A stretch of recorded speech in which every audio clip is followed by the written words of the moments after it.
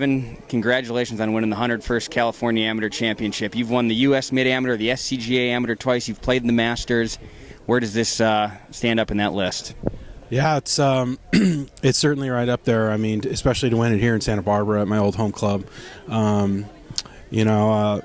Obviously the U.S. Mid-Am, anytime you can win a USGA title and especially get to play in the Masters is pretty much the pinnacle. But really this is a very close second. I mean, this is huge. I really have felt like, I've done a lot of things in golf that, have been really special. But, there's been a lot of great players to win the State Am, and I really have wanted to win it for a while. And unfortunately in my schedule I haven't had a chance to play in it every year. So, it just, you need a lot of things to go your way, and fortunately it did this week. I played well too, so it's been fun. Kevin, a lot of times playing at home is double the pressure, maybe even more. You had a huge gallery during the match play portion of this tournament. Did you feel pressure to win, or was the gallery more of a support and a boost for you? I think it was more of a support. I didn't really feel any pressure of disappointing anybody really until today. I felt like I had a chance to really kind of not put the match away, but build a really big lead on 8 there, and I really screwed that up, and then not birdieing 10, and I was kind of leaking oil there on 8, 9, and 10, and then him hit. I made a good up and down out of the bunker on 11, and then him hitting in the water on 12 really kind of gave me a little new life. It gave me a little adrenaline, and which I needed, and then obviously the putt on 13 was just huge, but. I didn't. It's funny. I didn't feel a lot of pressure. I come here pretty much every year and play in the Santa Barbara City, and I get a lot of gallery support, and so it's more. I look at it more of a fun thing and of a support thing than pressure, really. Kevin, in speaking about the match, you've already mentioned some of the key holes. John Pate was quoted earlier in the day as saying he's played with a lot of tour pros in his life, and the 3 best putters he's ever played with are Lauren Roberts, Tiger Woods, and Kevin Marsh. We didn't see you miss a single putt all day, and obviously 13 was the pinnacle.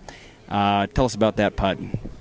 Yeah, we both hit it in obviously bad spots off the tee, and we're pretty much going to end up somewhere around that spot no matter where we chipped it. It was just going to release down there, and it's just one of those where you kind of get it up there and hopefully have good speed, and I got a pretty good read off of him putting before me as well, and I having played this golf course so many times, I've pretty much made every putt out here at some point, and you just kind of start, going through the memory bank of like, okay, maybe I could make this, and then it's obviously you got to hit a good putt, but you got to get lucky for it to go in, and it's just one of those things that you do when you win big tournaments like this. You make a putt like that, or you chip in, or you get a good break off a tree. On 15 I hit the tree and it goes over there and I got a wide open shot. Just little stuff like that you do when you win. Care to share your putting secret with the rest of the world out there who are all 3 putting? The secret to putting, really, it's very simple for me. It's hitting the putt very solid, and just having good speed. I really don't spend a lot of time reading my putts. I really focus on speed, and I think people, really grind too much on the line and miss-hit their putts, and they don't know how big of a stroke to make if you're not going to hit it solid. It's very similar to chipping. How big of a stroke do you make if you don't know where you're on the face you're going to hit it? So, and believe it or not, the different areas of the putter face react differently to a ball. If you hit it on the sweet spot, it's going to roll consistent, and so then you can kind of groove your stroke into, and get your speed down if you're hitting it solid every time. That's really all I ever think about, is just hitting it solid. Well, Kevin, congratulations once again on a memorable week, and probably one you'll never forget. Yeah, I appreciate it. Thank you very much. Thanks.